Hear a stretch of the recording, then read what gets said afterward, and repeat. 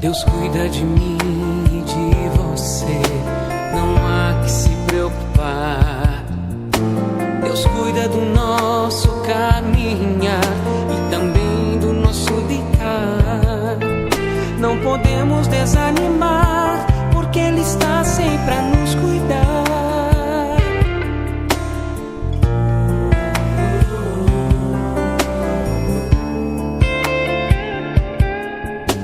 Existem momentos de muita dor, mas é só orar com fervor, que Deus vem socorrer, porque Ele está sempre a cuidar de mim e de você, de mim e de você.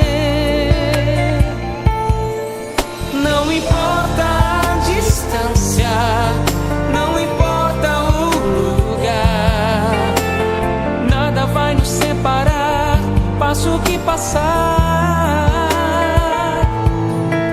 Aconteça o que acontecer, não podemos nos esquecer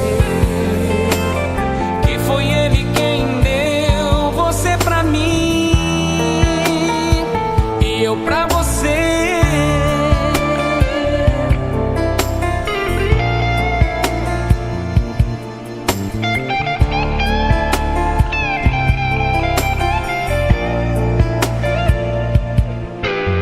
Deus cuida de mim e de você, não há nada o que temer.